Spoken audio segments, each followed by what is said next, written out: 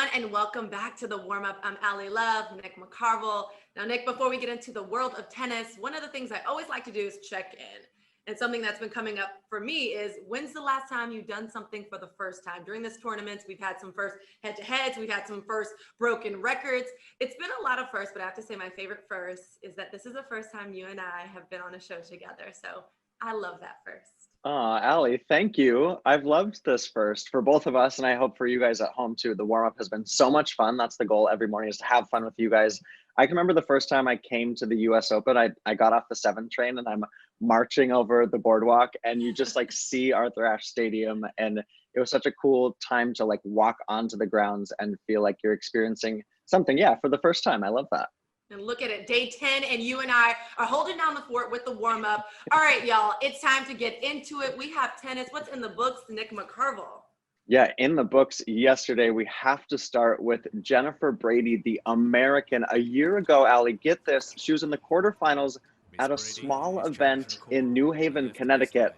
Now she's in the semifinals of the US Open. This is incredible. She's 25 years young, and she's the first collegiate woman to make the semifinals at the US Open since Lori McNeil did it in 1987. And she's done it in sterling fashion. No sets lost, 24 games dropped. And yesterday was an all-out ball bashing. It shifted into cruise control win over Yulia Putintseva, 6-3, 6-2, 22 winners, 6 aces, and a whole dang lot of Jennifer Brady confidence. Now, it's her slam semi debut for Jennifer Brady. She's going to take on 2-time slam champ Naomi Osaka, who was all business. She had that business face on last night against Shelby Rogers. Osaka really never looked in trouble against the big hitting Charleston native. She cracked 24 winners, and she's playing the big points well, Allie. She broke 3 times, and she faced just 1 break point herself. How good does Naomi Osaka look? She is on fire. I mean, business is an understatement. This girl is on fire. Let's go ahead and move over to the boys. And we had a couple of topsy-turvy matches. Let's start with the 4-setter between Sasha Zverev and Borna Coric. After Coric took that first set 6-1, Zverev settled into the match, squeaking out the next 3, 7-6, 7-6, 6-3. He's into his first US Open semifinal. Now, the quality in this one, it ebbed and flowed, but Zverev really stepped up when he needed to. He served at 71%. He hammered 52 winners. And Zverev said after that this is the kind of US Open run that he dreamed of as a kid. So we're talking about first. Here's a first for him in his young career. Let's go to the late night match between Denis Shapovalov and Pablo Carreño Busta. It turned into an early morning affair, the two trading blows past 1 a.m. This was a 4-hour 5-setter. 312 points were played. Carreño Busta bounced back from a love 6 4th set, and he was the braver of the 2 players in that 5th set.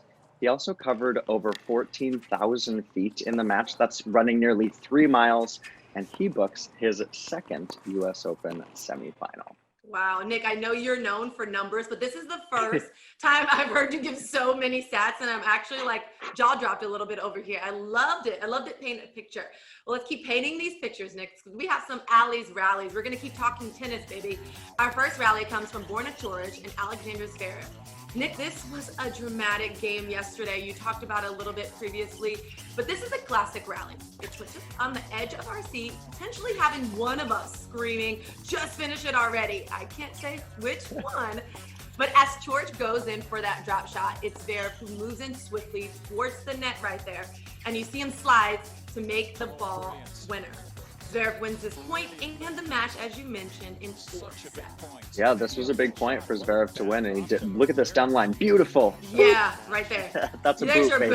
boop. There's our boop. All right, next up we have Jennifer Brady and Yulia Putintseva. This one goes by fast, so don't blink. Putintseva serves, hits it down the line, comes into the net to try to close it, but it's Brady with the turnaround. Same sliding motion.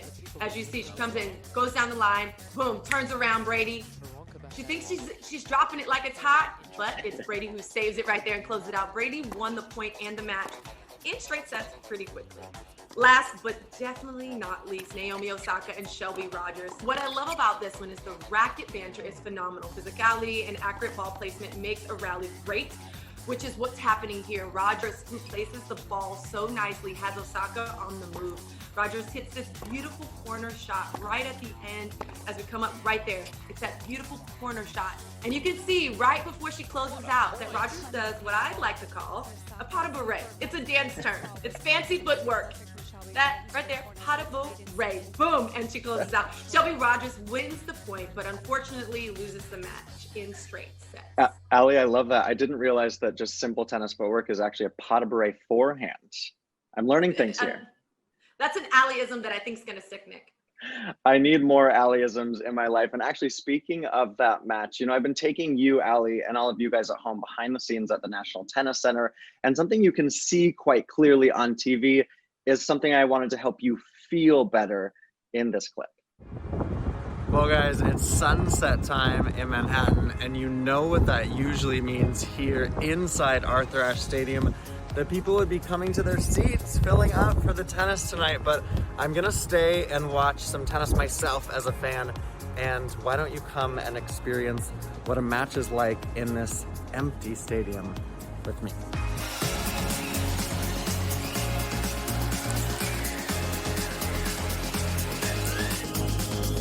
It really is still so bizarre to me. Look at that. All these open seats. You can hear they've got some music in here for atmosphere. And here's the ESPN team on court. They're ready for Shelby and Naomi to walk out.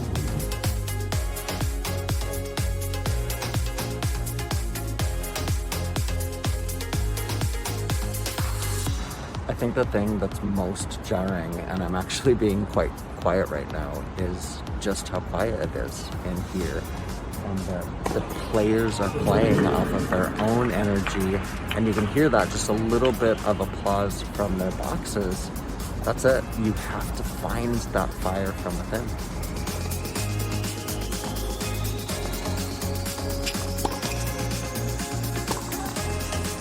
What a point!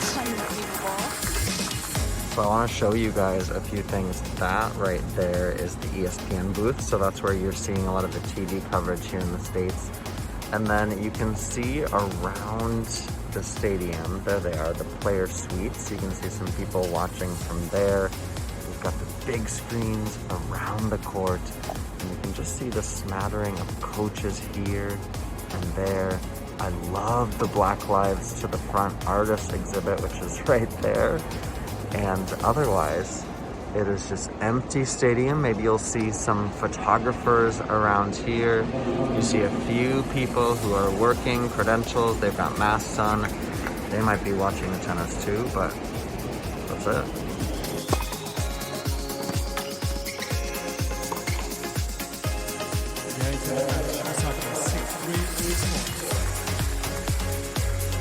Okay guys, that's it for me. Obviously quite a different feeling here in our stadium. You can see that Osaka's down there with her post-match to-dos for TV. Feels maybe quite the same for you guys at home, quite different for us here at the US Open. Nick, I definitely felt like I was there with you. Also, I would be remiss if I didn't point out you're Vanna Whiting me throughout that entire moment, and I live for it, so keep it going. I mean, I definitely need a manicure, but yes, I did my best Vanna White there for you. And now, fans, you did your best with showing us some of your US Open highlights. Let's kick it off. We have some social checks. Nick, this is just gonna tickle me to death. We got some tennis pups. Here we have Barry Little Bear here just watching tennis. I can tell you right now, I've never seen pups so enamored by tennis, except this year at the US Open. This is Theo. Theo's like, don't bother me, I'm busy. Like, look at the ears perked up and everything. I love it, Allie. And last but not least, this is Goliath Goldberg. Pretty big on tennis, can't you tell? Following the ball back and forth. Look at, got excited. The tail wag, I'm telling you, just got me, just got me.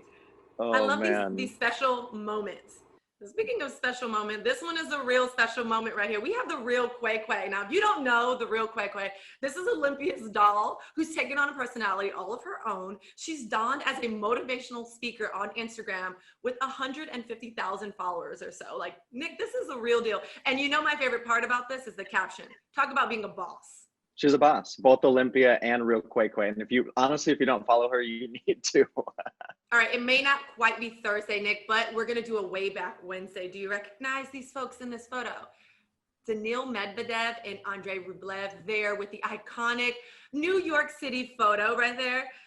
I love it. Talk about a throwback, talk about a way back. Way back at 2013 with Yelena Ostapenko. I love this. These guys have known each other since they were kids. We're going to talk about them playing against each other today. This one just makes me cheesy. It just makes me smile. It reminds me of the first time in New York. Speaking of first times, let's get into more first times. We have big stories, our big stories. First time for me, we're talking wheelchair 101 with Nick McCarville. Nick, break it down for those of us that are first timers.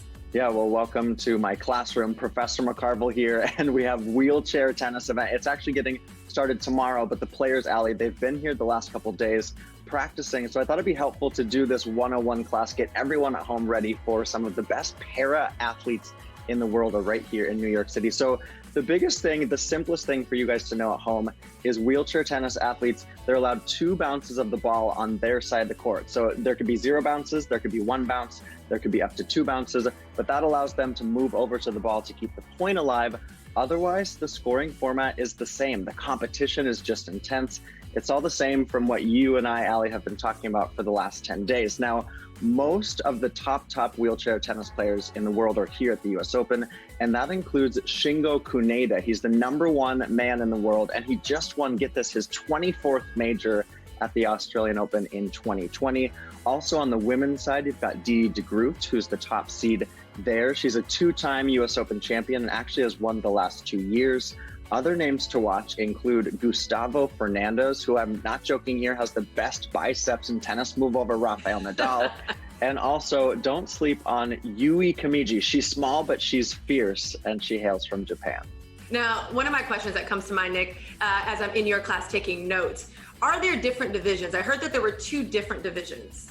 Yeah, you're exactly right. So we've got the open division. We were just discussing that. These athletes have lower limb impairments, while in the quad division, these athletes have both upper and lower limb impairments, and their ability to control their chair or their racket is a little more limited versus the open division. So, Allie, that's where we're going to see athletes like Dylan Alcott of Australia, who's a Grand Slam champion many times over and really a household name in his home country, as well as the American David Wagner, who became a quadriplegic at 21 in an accident on the beach. Now, there are so many stories like David that are really interesting with these athletes. It's also inspiring to watch them compete.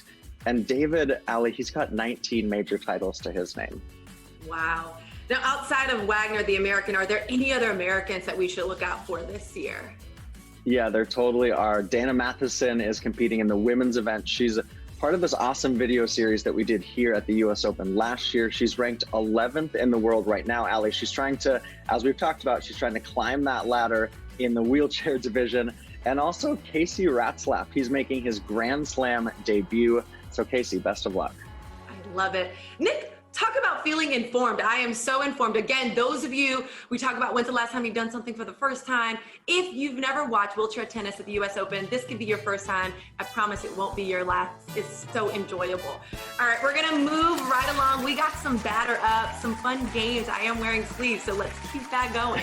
All right, Nick, best of 3. I don't remember the score so far. This will be the 4th time we played, but all right, we're on the same team.